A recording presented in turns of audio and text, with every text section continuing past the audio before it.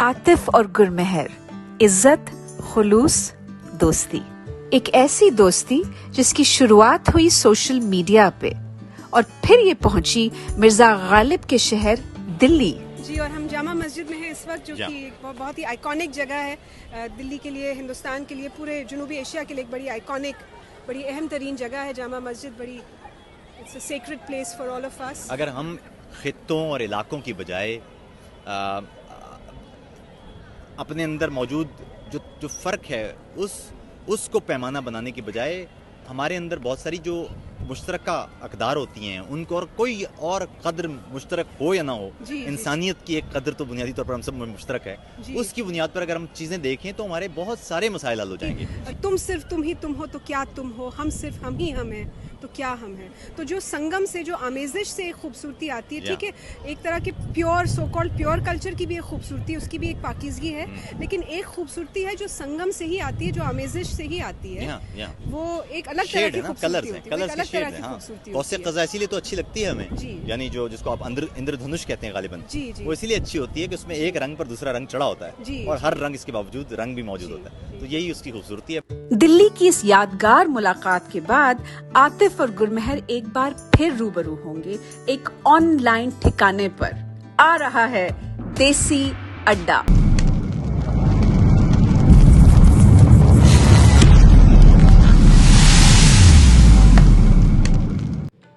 अगर ऐसा भी हो सकता तुम्हारी नींद में सब ख्वाब अपने मुंतकिल करके तुम्हें वो सब दिखा देता जो मैं ख्वाबों में अक्सर देखा करता हूँ, तो तुमको पता चल जाता। तुम्हें मैं ले गया था सरहदों के पार दीना में, तुम्हें वो घर दिखाया था जहाँ पैदा हुआ था मैं, जहाँ छत पर लगा सरियों का जंगला धूप से दिन भर मेरे आंगन में शतरंजी मनाता था, मिटाता था। दिखाई थी तुम्हें वो खेतियां सरसों की दीने में कि जिनके पीले पीले फूल तुमको ख्वाब में कच्चे खिलाए थे। तुम्हें रोहतास का चलता कुआं भी तो दिखाया था जो दिन भर गांव में रहता था, शब होते ही कले में आ जाता था, लोग कहते हैं। तुम्हें काला से कालू वाल तक लेकर उड़ाऊं मैं। तुम्हें दरियाए जेहलुम पर अजब मंजर दिखाए थे, जहां तरबूज पे लेटे हुए तैराक लड़के बहते रहते थे, जहां तगड़े से एक सरदार की पगड़ी पकड़कर मैं नहाता, डुबकियां लेता, मगर जब गोता आ जाता तो मेरी नींद खुल जाती। मगर ये सिर्फ ख्वाबों ही में मुमकिन है, वहां जाने में अब दुश्वारियां हैं कुछ सियासत की। वतन अब भी वही है पर नहीं है मुल्क अब मेरा। वहां जाना हो अब तो दो सरकारों के दसियों दफ्तरों से शक्ल पर लगवा के मोहरें ख्वाब साबित करने पड़ते हैं। गुलजार ने ये नज्म अपने वतन जेहलुम के लिए लिखी थी, लेकिन ये कहानी सिर्फ गुलजार की नहीं है। ऐसे हजार लोग हैं जो सरहद के उस तरफ के रहने वाले थे और इस तरफ आ गए, या इस तरफ के रहने वाले थे और उस तरफ चले गए। वतन अब भी वही है पर नहीं है मुल्क अब मेरा। मुझे कहते हैं आतिफ तौकीर, मेरे साथ हैं गुरमेहर कौर। देसी अड्डा में हम आपके साथ हैं और इस दफा भी आपसे सरहद के इस तरफ और उस तरफ की वो कहानियां जो हमें जोड़ती हैं उनके हमरा आपके साथ हैं। गुरमेहर, आदाब। जी आदाब आतिफ। और गुलजार साहब की शायरी की जिस तरह से आपने अदायगी की, आपने उस पर एक तरह से मैं कहूँगी चांदी का वर्क लगा दिया। और वो मतलब मुझे तो, मेरी तो आंखें नम हो गई। वो दीना का जिक्र और वो कुएं का जिक्र और अल्फाज का जो इंतखाब था और जिस तरह से आपने उसको डिलीवर किया, जिस तरह से आपने उसकी अदायगी की, बड़ी मुनासिब शुरुआत इस खास प्रोग्राम के लिए। हाँ, ये प्रोग्राम बहुत खास है और वो अभी बताएंगे हम अपने दर्शकों को, देखने वालों को कि वो क्यों खास है। लेकिन आपके पास इस पूरे हफ्ते में हमारे लोगों के लिए गुरमेहर क्या है? मैं तो इस वक्त बातों की पटारी खोल दें आप। जी, मैं तो इस वक्त, जैसा कि आपको तो इल्म है ही कि मैं नए शहर में आई हूँ, और नए शहर में आई हूँ क्योंकि मास्टर्स करने जा रही हूँ क्रिएटिव राइटिंग में। और यहाँ आके भी जो देसी लोग होते हैं एक दूसरे को ढूंढ ही लेते हैं, तो यहाँ आके भी पहले 10 दिन में ही मेरी 2 पाकिस्तानियों से मुलाकात हो गई है और एक ने तो बिरयानी घर भी भिजवा दी है। अब क्या बताएं। वाह, क्या बात है। मैं पाकिस्तानी किसी को बिरयानी देके ना, ये एक पाकिस्तानियों का एक तरीका है, वारदात है, दिल फतह करने का। अच्छा जी। अच्छा, खैर हमारे यहाँ तो बिरयानी के पॉलिटिकल कनोटेशन भी काफी ज्यादा बन चुकी। जी, जी, अच्छा, कराची की बिरयानी क्या और दक्कन की बिरयानी और यहाँ की हाँ, बिरयानी। हमारे यहाँ तो बल्कि बम्बई बिरयानी होती है कराची में। अच्छा जी, मशहूर जो हमारी कराची में जो मशहूर बिरयानी है, वो या तो अच्छा। सिंधी बिरयानी है या बम्बई बिरयानी है ये, या फिर अब इन दिनों हम हैदराबादी बिरयानी भी खाते हैं, लेकिन बहरहाल वो बम्बई बिरयानी जो है ना, वो आज भी हमारे यहाँ मशहूर है। तो कराची खास तौर पर बिरयानी के लिहाज से मशहूर है, और इसी तरह लाहौर जो है, वहाँ पर पुलाव बहुत अच्छा मिलता जी, है। जी। जी, जी। ये आप हम जब दिल्ली गए थे, याद है आपको कि दिल्ली में क्रीम रेस्टोरेंट पे बैठे थे, जो जी, जी, इस्लामिक बिल्कुल। रोड पे है, और वहाँ पर भी हमने बड़े मजे के खाने खाए। जी, जी। आप आज गुरमेर एक बड़ी हमारे साथ बड़ी एक खूबसूरत मेहमान है। वो ये कि कुछ दिन पहले मैं सोशल मीडिया पर ही गालिबन बीबीसी पंजाबी की एक रिपोर्ट देख रहा था, और अचानक मुझे देखने को मिला कि वहाँ एक पाकिस्तानी लड़की है, और उसने अपने वालिद का एक स्कूल का एक वो पस मंजर दरियाफ्त किया है, जो शायद बहुत कम लोगों को देखने को मिल सकता है। तो हमने उनसे दरख्वास्त की कि आज वो खुसूसी तौर पर हमारे साथ इस प्रोग्राम में शरीक हों। उनका नाम है हमद नवाज, लाहौर से हैं। हमद, आदाब अर्ज़, कैसे मिजाज है आपके? ठीक-ठाक। तो बताइए क्या कहानी है? ये खालसा स्कूल क्या है? आपके वालिद का इसके साथ क्या ताल्लुक यानी संबंध है? क्या क्या मामला क्या है? कहानी यूँ शुरू होती है कि मेरे वालिद साहब बचपन से, हम जब भी स्कूल के बाहर से गुज़रा करते थे, हम शहर में रहते हैं, तो गाँव से जब भी गुज़रते थे, तो वो हमेशा बताते थे कि ये मेरा स्कूल है और यहाँ पर कुछ ना कुछ कई बार अंदर ले जाते थे और अंदर ले जाके दिखाते थे। अब एक दफ़ा ऐसा हुआ कि हम अंदर गए, तो मैंने देखा कि ना 1-2 साइन लगे हुए हैं, उनके ऊपर कोई मार्किंग्स हुई हुई थी, वो दे वर पेंटेड। तो पेंट के नीचे किसी ने जैसे कुछ छुपाने की कोशिश की, वो गुरमुखी में कुछ लिखा हुआ था। उस टाइम पे मुझे नहीं पता था इसको क्या कहते हैं, मगर मुझे लगा कि ये कोई हिंदी की बात है। हुँ, फिर मैंने बाबा से पूछा कि ये स्कूल का नाम क्या था? उस वक़्त इसका ना मतलब जब हम लोग गए थे तब इसका नाम गवर्नमेंट स्कूल था। तो उन्होंने कहा कि नहीं, मेरे ख़्याल से इसका पहला नाम खालसा हाई स्कूल था, तो शायद उसका कुछ हो। ये वो टाइम था कि मुझे खालसा का पता भी नहीं था कि ये क्या होता है। मुझे लगता था कि शायद खालिद से निकल के कोई it has something to do with a madrasa और समथिंग। हुआ ये कि आई लर्न्ड अबाउट मैंने कहीं सुना कि Khalsa has something to do with six, तो मुझे लगा कि शायद it has to have a background. मैंने वैसे ही अपने बाबा को सरप्राइज़ करने के लिए, because he is also history freak, तो आई वाज़ लाइक कि चलो मैं कुछ निकालती हूँ इस बारे में। मैंने जब टाइप किया ना, तो गूगल सर्च के ऊपर 2 तरह के इमेजेस आ रहे थे। फर्रुखा खालसा हाई स्कूल में एक जगह पे तो कुछ लोग थे जो हमारे जैसे दिखते थे और एक जगह पे पगड़ियाँ थी, सिख थे। आई वाज़ लाइक कि अच्छा, ये शायद विज़िट करने आए हैं, ऐसा कुछ होगा। मगर जब मैंने देखा तो आई रियलाइज़ कि नहीं, ये विज़िट नहीं करने आए, there is an entire other school जिसका नाम भी ऐसा ही है और वो अम्बाला में। खैर तब तो बड़ी मेरे लिए एक डिस्कवरी थी कि ये तो कमाल हो गया। उस स्कूल की वेबसाइट मैंने विज़िट की, तो तब मुझे अंदाज़ा हुआ कि अच्छा, ये जो कॉमन लिंक है इनके दरमियान का, वो हीरा सिंह का था। एक इन बंदा है जो मेरे ही गाँव में रहता था और वहाँ पे पला-बढ़ा और लिटरली जो यानी जो कल्चर, जो रूट्स, जो बैकग्राउंड मेरा है, उसका भी वही बैकग्राउंड रहा होगा एक ज़माने में।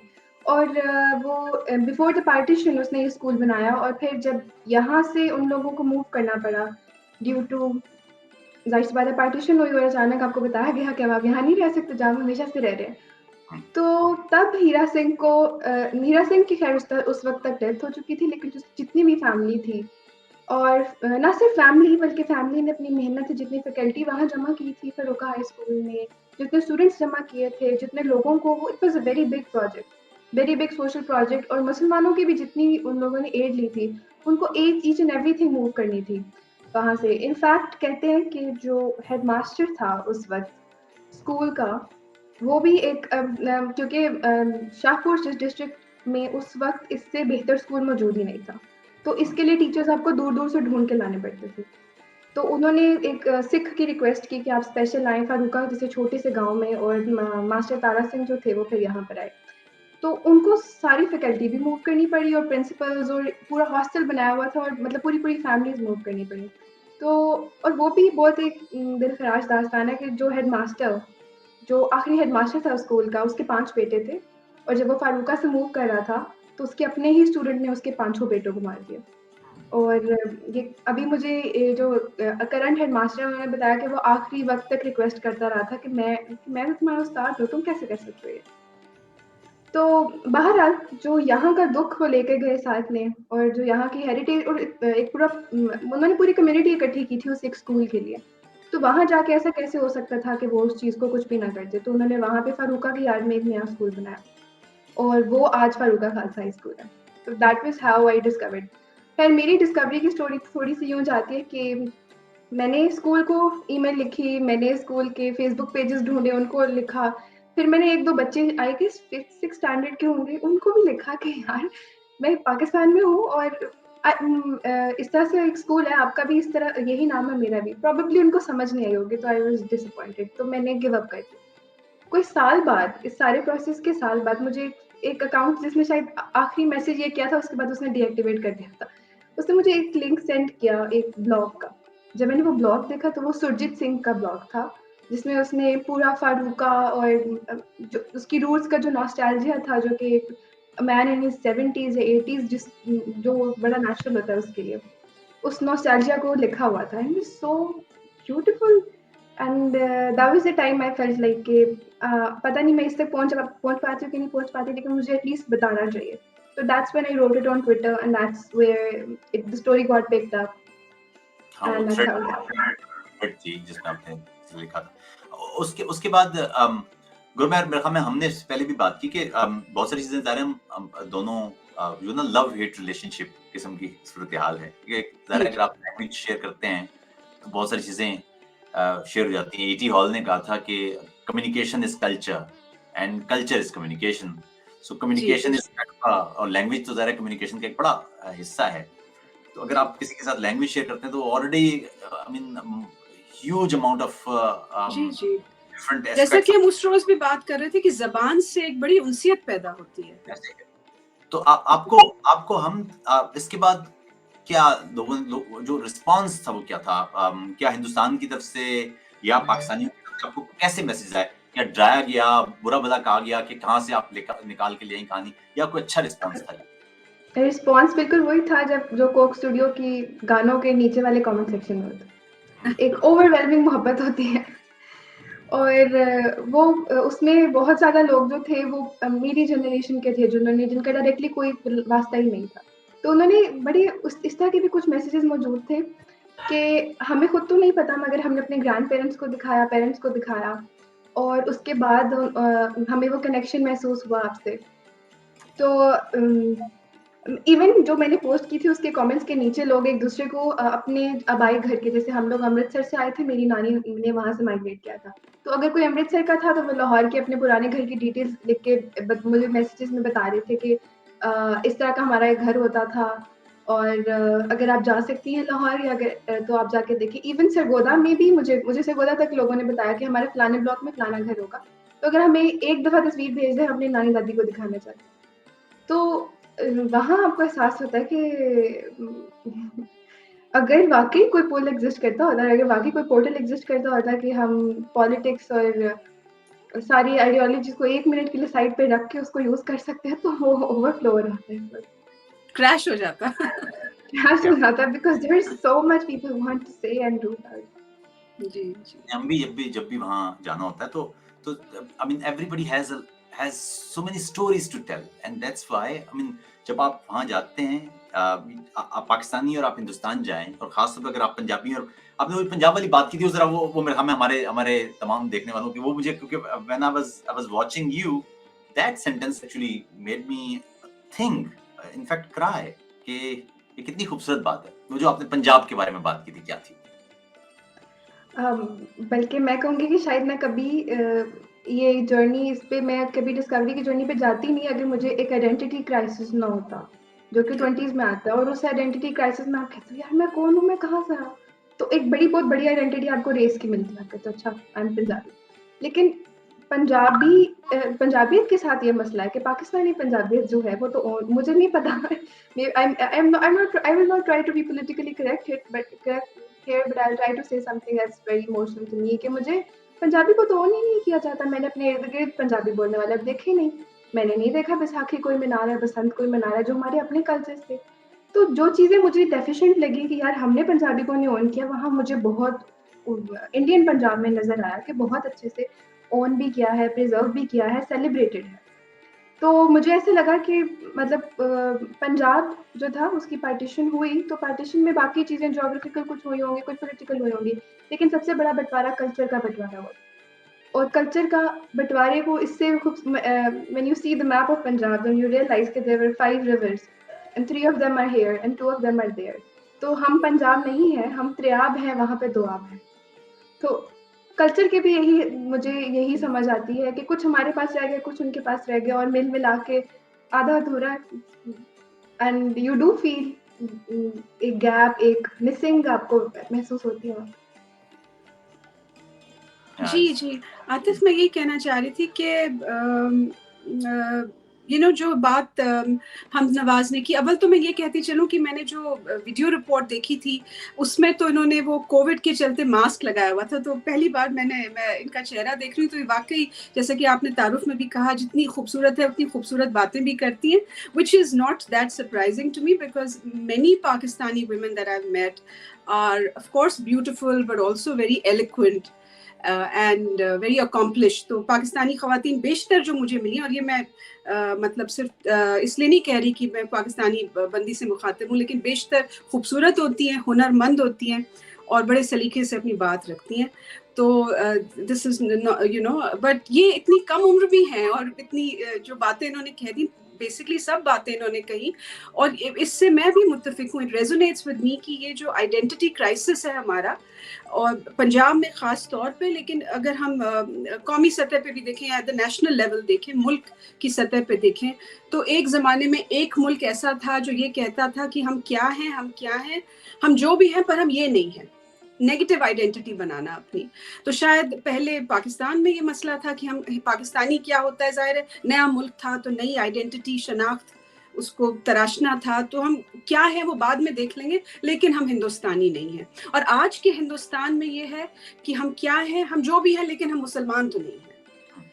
तो ये जो एक नेगेटिव शनाख्त हम बनाते हैं, ये इससे मसले पैदा होते हैं। मतलब जितने लोगों को आप ख्वाब में जोड़ेंगे, जितनी रिच आपकी आइडेंटिटी होगी, उसमें जितने पहलू होंगे, वो उतनी ही खूबसूरत बात है। और मुझे तो जो आपने आइडेंटिटी क्राइसिस की बात की, क्राइसिस से ज़्यादा मुझे ज़ाती तौर पे महसूस होता है, क्योंकि I am of mixed heritage, Hindu Sikh heritage, और मेरी लखनऊ से भी आशनाई है, पंजाब से भी वाबस्तगी है। तो मैं एक तरह से एक रप्चर्ड सिविलाइजेशन का मुझे एहसास होता है। ऐसा लगता है कि मैं एक आधी अधूरी ज़िंदगी जी रही हूँ। और लाहौर की जो ख्वाहिश है, अभी तक फ़िलहाल मैं आज तक तो पाकिस्तान जाने की खुशकिस्मती हासिल नहीं हुई, बट इस सरे फ़हरिस्त, मतलब मेरी बकेट लिस्ट में सरे फ़हरिस्त है। लोगों का पेरिस हो सकता है और पता नहीं स्विट्ज़रलैंड हो सकता है, लाहौर जो है, क्योंकि वो ड्रामा भी है और कहावत भी मशहूर है कि जिन्ने लाहौर नहीं देखा उतने जमिया ही नहीं। तो मेरी बड़ी ख्वाहिश है कि लाहौर, जिसको हम पंजाबी सकाफत का मक्का मानते हैं एक तरह से, वहाँ जाके मैं भी मत्था टेकूं। तो ये बड़ी बड़ी ख्वाहिश है मेरी। गुरबन, हम कहते हैं कि जिन्हें लाहौर नहीं वेख्या जमे नहीं, जिन्हें गुजराल नहीं वेख्या वो रजिया ही नहीं।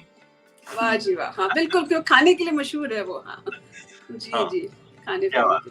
क्या बात। मेरे ख्याल में अभी कुछ दिन पहले की बात है, लास्ट टाइम जब गालिबन कोविड से पहले मुझे आखिरी दफा जाना हुआ था अमृतसर। तो अमृतसर में आप जाएं तो बड़ी एक अजीबो-गरीब आपको एक कहानी नजर आएगी। एक तरफ आपको, अगर आप दाखिल होते हैं ना शहर में, तो सामने की तरफ आपको गोल्डन टेम्पल नजर आता है। गोल्डन टेम्पल से कोई 200-300 मीटर पीछे आपको जलियांवाला बाग की यादगार नजर आती है, जो उल्टे हाथ पर है। और उससे 100 मीटर के फासले पर सीधे हाथ पर आपको पार्टीशन म्यूजियम नजर आता है। यानी ये ट्रायंगल सा है, एक 3 अहम तरीन जगहों का मेरी नजर में। जी एक तो जो सिखों की मुकद्दस तरीन जगह है वो तो है ही, लेकिन साथ ही जो यादगार है जलियांवाला बाग की, वहां नीचे जो नाम लिखे हुए हैं वो सिख नाम, हिंदू नाम और मुसलमान नाम एक साथ लिखे हुए हैं। यानी इन तीनों ने जी मिलकर गोरों के खिलाफ आजादी की लड़ाई लड़ी। लेकिन उसके जी 100 मीटर दूर जो पार्टीशन म्यूजियम है, वहां पर लिखा हुआ है कि पंजाबियों ने पंजाबियों को कैसे मारा। तो ये जी एक एक एक एक खौफनाक बात है कि और मजे की बात है कि वहाँ एक बड़ी हॉन्टिंग किस्म की वो जो नज्म चल रही है अमृता प्रीतम की गालिबन के अज आखो वारिस शाह खुदूं कि तू कब्रां विचों बोल, और फिर उसमें मुख्तलिफ जो पंजाब के लोग जो यहाँ से वहाँ गए या वहाँ से यहाँ आए, उनके अकाउंट्स हैं, वो कह रहे हैं कि वो क्या हुआ उनके साथ। मैं इसलिए मैंने लफ्ज़ हिंदू और मुस्लिम और सिख इस्तेमाल नहीं किया, बल्कि मैंने पंजाबी इस्तेमाल किया। पंजाब के यहाँ से जो पंजाबी गए और वहाँ पर एक और बात जो अजीब थी, वो ये थी कि हिंदुस्तान के दीगर इलाकों में तो ये ऑप्शन था लोगों के पास कि वो रहें या जाएं, लेकिन पंजाब में तो ये ऑप्शन भी नहीं था। अगर आप जी मुसलमान हैं तो you have to leave, and इधर अगर आप हिंदू या सिख हैं तो you have to leave. And जी अभी जी सारी जो यानी अपने ही टीचर के बच्चे, तो ये पता नहीं जी कैसी कैफियत हो सकती है, ये जो मेरे ख्याल में इसको बताना भी मुमकिन नहीं होगा। जी लेकिन जी और खुशवंत सिंह साहब की जो खुशवंत सिंह साहब जिनकी वो मशहूर किताब है ट्रेन टू पाकिस्तान, उसके ब्लर्ब में पीछे एक समरी है जिसमें उन्होंने लिखा है कि the truth is both side से मुराद एक तरफ हिंदू और सिख, एक तरफ मुसलमान, जो उस वक्त की एक अलाइनमेंट थी। तो the truth is both sides killed, both raped, both pillaged and tortured. By the August of 1947, 10 million people were on the move and 1 million were dead. तो ये अपने आप में मतलब इससे ज्यादा कोई क्या कहे कि बिल्कुल एक रप्चर लेकिन जो होता है। फिर देखिए ना, आप ये देखें कि एक वो जनरेशन थी और एक ये फिर हम नवाज वाली जनरेशन है जो एक्सप्लोर कर रही है, ना सिर्फ एक्सप्लोर कर रही है बल्कि उन गलतियों, उन एरर्स या खामियों, बल्कि मैं एक कदम आगे जाके कहूंगा उस गुनाह और जुर्म को तस्लीम कर रही है जो यहाँ इस धरती पर हुआ, और जहाँ हमारे अपने हाथों से हमारे अपने लोग वो मारे गए। तो मेरे ख्याल में ये जनरेशन मेरे ख्याल में ये वो जनरेशन है जिससे हम उम्मीद कर सकते हैं कि ये हमसे बेहतर लोग हैं। शायद जो ज्यादतियां हमसे पिछली जनरेशन ने नहीं की थी या जो की थी, या जो अच्छे काम किए थे या जो नहीं किए थे, उसके बारे में कम से कम इस जनरेशन को इदराक तो है कि जो अच्छा था वो अच्छा था और जो अच्छा नहीं था वो अच्छा नहीं था। मेरे ख्याल में ये है वो चीज जो जोड़ जी। और सकती है। शायद हम Nawaz maybe you can speak to that कि आप उस बैगेज से आपको लगता है, मतलब आपने तो जो किया है वो किया, हमने देखा, उसकी रिपोर्ट भी देखी है, बहुत ही काबिल तारीफ बात है, लेकिन जो आपकी पीढ़ी है, जो आपकी जनरेशन है, क्या जिस बात को आतिफ भी कह रहे हैं कि क्या वो उस बैगेज से मतलब उस बैगेज के बिना चलती है जो शायद हमारी पीढ़ी में या हमसे जो बुजुर्ग हैं उनमें देखी जाती है? ऐसा तो बिल्कुल भी नहीं है, क्योंकि मेरे ख्याल से कि पिछली जनरेशंस थी, शायद उन तक इतनी मेहनत नहीं की गई थी चीज़ों को बिगाड़ने की। हम तक जो चीज़ पहुँची है वो बहुत ही बिगाड़ के पहुँचाई थी। तो हम लोगों को तो अगर क्वेश्चन नहीं करें और अगर वाक़ई ना सोचे, तो हमें तो जो 70 साल का नैरेटिव मिल रहा है उसके मुताबिक तो हम बात भी नहीं कर सकते आपस में।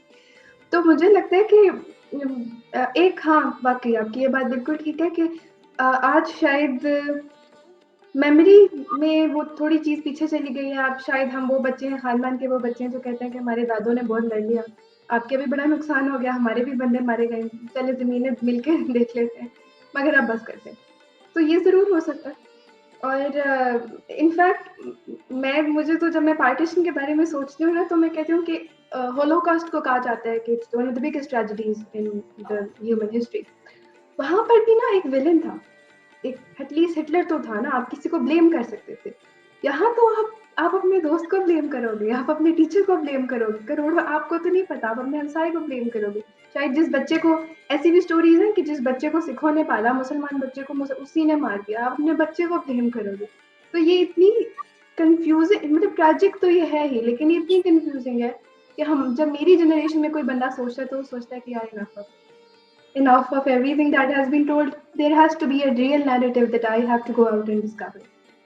तो और जिस तरह से आपने कहा ना कि जैसे पड़ोसी ने बता दिया कि ये यहाँ छुपा है, उसी तरह से किसी पड़ोसी ने जान पे खेल के बचाया भी। तो दोनों तरह के इतने पोलराइजिंग किस्से हैं कि कोई तो आप जैसे आपने कहा कि स्टूडेंट ने ही बता दिया, स्टूडेंट ने ही टीचर के बच्चों को मरवा दिया या टीचर पे हमला करवाया, उस तरह का जो आपने किस्सा बताया, और फिर ऐसे भी लोग हैं जिन्होंने जान पे खेल के दूसरे मजहब के लोगों को बचाया। तो द बेस्ट, वो कहते हैं it was the best of times and it was the worst of times. ना उसमें उसी पार्टीशन म्यूजियम में ऐसी कहानियां भी हैं कि जो लोग सरवाइव किए वो कैसे पहुंचे वहां तक। तो उसमें दोनों तरफ ऐसी सक्सेस स्टोरीज भी हैं। आपने भी होलोकॉस्ट में क्या, तो यहाँ होलोकॉस्ट में भी जब हिटलर का जो तोती है वो बोल रहा था चुन चुन के लोगों को मारा जा रहा था, और यहाँ पर लोग ही मुखबरियां भी कर रहे थे, लेकिन यहीं पर इसी मुल्क में लोगों ने अपने घरों में यहूदियों को बचाया भी है। तो जी। ऐसा नहीं है कि इंसानियत फिर मुकम्मल मर जाती है। और ये, लेकिन उससे भी ज्यादा हम बात हम ये है कि गलती होना तो जो होना है वो होना है, लेकिन उस गलती का इदराक जरूर होना चाहिए, एहसास होना चाहिए। ये एहसास पैदा हो जाना खुद उस गलती की आदि तस्हीर कर देता है कि दोबारा ऐसी और उससे गलती उससे सबक सीखना कि आइंदा ये ना हो, इस तरह का कुछ। आम बात है। और आपकी आपकी जो छोटी सी काविश है, इसने मेरे ख्याल में मुझ समेत कई लोगों को ये एक दफा फिर उस वो ट्रिप दिया होगा कि जाके दोबारा से देखें कि हमसे पीछे वाले लोगों ने क्या किया और हमें अब क्या करना है कि आगे ऐसा ना हो। और मेरे ख्याल में ये बैठक खुद उसमें उसका एक हिस्सा है। और प्लस ये है कि टेक्नोलॉजिकल एडवांसेस ने जो जो मुकालमे की रास्ता खोल दिया है, that is I think a very positive thing. Before that, we didn't have this chance to sit together to speak like this. I mean, this is now Gurmeet is sitting in the US, I'm sitting in Europe, you are sitting in Asia, South Asia, and then we have a chance to discuss like that. I mean, this is amazing itself. तो मेरे ख्याल में ये जो दोनों मुल्कों के दरमियान भी हमने पिछले निशस्त में भी बात की थी, पिछली बैठक में भी, कि जब तक ये डिस्कशन शुरू नहीं होता उस वक्त तक हमें पता नहीं चलेगा कि भाई आप नाराज हैं क्यों। तो आपको पता होना चाहिए ना कि आप नाराज क्यों हैं, और मुझे पता होना चाहिए कि मैं आपसे नाराज क्यों। तो कम से कम गुफ्तगू तो शुरू हो। और ये है अच्छी बात टेक्नोलॉजी की कि कम से कम इसने हम लोगों को तो ये चांस दे दिया है। गवर्नमेंट्स के या पॉलिटिशियंस के तो चलो अपने मसले होंगे, लेकिन लोग तो आपस में गुफ्तगू करें। तो अगर गुफ्तगू शुरू हो जाएगी, मुझे ट्विटर पे भी इतनी सारी स्पेसेस पिछले कुछ अरसे में देखने को मिली, यहाँ Indians and Pakistanis they were speaking together, they were reciting poetry, they were discussing different issues, social issues, they were comparing different societies and South Asian society as well, और क्या चीज होनी चाहिए, क्या होनी चाहिए। That I think it's ये start हो जाना खुद में ही एक हमें बड़ी पॉजिटिव बात है। क्या कहे गुरमेत? जी, बेशक। और एक किस्सा मुझे और याद आया, क्योंकि उस पे तकसीम की बात चली थी। मिल्खा सिंह जो मशहूर एथलीट गुजरे हैं, उनकी जिंदगी पे मबनी एक फिल्म आई थी, भाग मिल्खा भाग। और उससे पहले भी मुझे इल्म था क्योंकि मैंने उनकी ऑटोबायोग्राफी पढ़ी थी। और मुख्तसरन वो किस्सा यही था कि वो भी भाग रहे थे, उनके घर वालों ने कहा भाग मिल्खा भाग, वो दंगाई आ गए थे। और जाहिर है जहाँ जिसकी अक्सरियत थी उन्होंने मारा, जहाँ किसी और की अक्सरियत थी उन्होंने मारा। मारे तो सब गए, हर कौमियत से लोग मुतासिर हुए। तो वो भाग मिल्खा भाग, किसी ने वो फिल्म का नाम इसीलिए क्योंकि वो भाग रहा है बच्चा बचने के लिए। और वो किताब में भी लिखा और फिल्म में भी दिखाया गया है कि वो ट्रेन में घुसता है मिल्खा, और एक कुछ मुसलमान खवातीन एक कंपार्टमेंट में बैठी होती हैं। तो ये, और पीछे से दंगाई आ रहे हैं उसको मारने के लिए। तो वो जो मुस्लिम खवातीन है उनसे कहता है कि मुझे बचा लीजिए, और यहाँ वो मुझे ढूंढेंगे, वो पूछेंगे कि यहाँ एक सरदार लड़का आया था क्या, सिख लड़का आया था, तो आप बताइएगा मत। तो वो मुस्लिम खवातीन उस बच्चे को छुपा लेती हैं, एंड उसकी वजह से मिल्खा सिंह जिंदा रहे, क्योंकि अगर दंगाइयों के हाथ आ जाता वो बच्चा तो मारा जाता। तो उन मुस्लिम खवातीन ने उसको छुपाया। दंगाई आए, उन्होंने पूछा कि हम उस लड़के को ढूंढ रहे हैं, आपने देखा? उन्होंने कहा नहीं, हमने नहीं देखा। तो ऐसे भी किस्से हैं और जिनसे सीखना चाहिए। जी, आखिर में आपने कुछ बात कहनी है अपनी जनरेशन के लोगों से, कुछ ऐसी बात जो आप इस पूरे प्रोसेस में सीखी, वो चाहती हैं कि वो लोगों तक पहुंचे, वो क्या है? मेरा यही ख्याल है कि never stop asking questions, never stop. आप जो खा रहे हैं वो फ्रूट है, देखिए वो किसी शाख से उगा है, वो शाख किसी दरख्त की है, वो दरख्त किसी जमीन में बोया गया, वो किसने बोया। और ये सवाल पूछना इसलिए लाजमी होता है कि आप पे थोड़ा सा कर्ज होता है, आप पे आपकी मिट्टी का कर्ज, जिसको हम अक्सर मजमून में तो बड़े फ्रेज के तौर पे यूज करते हैं, वो कई बार ये भी डिमांड करता है कि पूछो तो सही कि हम मेरी ओरिजिन्स कहाँ है। अगर आप सवाल पूछते रहेंगे तो आप जहाँ मर्जी जाएं, आप किसी ठीक जगह ही पहुंच जाएंगे। तो ये दोनों तरफ होता रहे, और ये दोनों तरफ हो सकता है कि कई बार जवाब किसी ऐसी जगह पड़ा हो जहाँ पे इंडियन पाकिस्तानी इकट्ठे हो सकते, जिस तरह वो मैं देख रही थी इंग्लैंड में, कनाडा में 14-15 अगस्त की शाम को दोनों इकट्ठे होते हैं और दोनों की सॉन्ग्स चल रहे होते हैं। तो हो सकता है जवाब वहीं कहीं पड़ा। यहाँ पर भी ऐसे ही होता है, क्योंकि देखिए ना, अगर हमारे पास ईरान के लोग हों या चाइना के लोग हों या अफगानिस्तान के लोग हों या बंगाल के लोग हों या नेपाल के लोग हों और हिंदुस्तान के लोग हों, तो हमारी बनती ही, पाकिस्तानियों की बनती ही हिंदुस्तानियों के साथ है, और वो भी शिमाली जनूबी हिंदुस्तान के हुसैन की नहीं। जी, जी। और जुनूबी हिंदुस्तान में जो हिंदू, सिख और ईसाई हैं, उनकी एक-दूसरे से बनती है। हालाँकि मज़हब अलग है, लेकिन सकाफ़त एक है। ज़ुबान के मामला है ना, तो अब जी। जो ज़ुबान है वो चूँकि एक साथ ही कह सकते हैं, तो ज़ुबान तो सारी वहीं बात हो सकती है। ठीक है, बहुत-बहुत शुक्रिया हमद आपका। It was really thank you so nice much. Speaking to you, और आपकी वज़ह से हमें इतनी अच्छी आज एक बैठक और आपका एक्सपीरियंस वो सुनने को, देखने को मिल गया। Thank you so much, and बहुत शुक्रिया आपका। बहुत सारी दुआएँ आपके लिए कि आप इसी तरह जो पुल हैं ये बनाती रहें इन दोनों मुल्कों के बीच। आदाब। आदाब अर्ज़। जी, तो गुरबैर, आखिर में हम जाते-जाते अपने लोगों से कह देते हैं कि आपके जो पैगामात हैं, वो कहाँ मिल सकते हैं, और यूट्यूब पर और हमारे फ़ेसबुक पेज पर, वो गुरमहर आपको बताएँगी कि आपको क्या करना है। जी, गुरमहर। जी, जी, बिल्कुल। आप एक तो मुतबादिल टीवी का हमारा यूट्यूब चैनल है, जहाँ पे आप सब्सक्राइब करेंगे तो आपको बाकायदा नोटिफ़िकेशंस मिलेंगी जब नया वीडियो अपलोड होगा, और ये हर इतवार आता है शाम 7 बजे पाकिस्तान टाइम, 7:30 बजे इंडिया टाइम। और हमारा फ़ेसबुक पेज भी है मुतबादिल टीवी का, वहाँ भी आप देख सकते हैं, आतिफ़ तौक़ीर ऑफ़िशियल पे देख सकते हैं, और ट्विटर पे भी आप मुतबादिल टीवी के हैंडल को फ़ॉलो कर सकते हैं। तो ये तमाम तरीके हैं हमसे राब्ते में रहने के, और आपकी कमेंट्स बहुत अहमियत रखती हैं, क्योंकि हम नहीं चाहते कि सिर्फ हम एक एको चेम्बर में रहें, आपस में बात करते रहें। ये एक तबादला ख्याल हो, और आपकी भी एक तहरीक हो, आप भी इस सफ़र में हमारे साथ चलें। बहुत-बहुत शुक्रिया गुरमहर, हमारे साथ आज थीं हम नवाज़ लाहौर से, उनका भी बहुत-बहुत शुक्रिया। आप लोगों का भी बहुत-बहुत शुक्रिया, और आपके पैगामात का इंतज़ार। अपना ख़्याल रखिए। आदाब। रब रखा जी।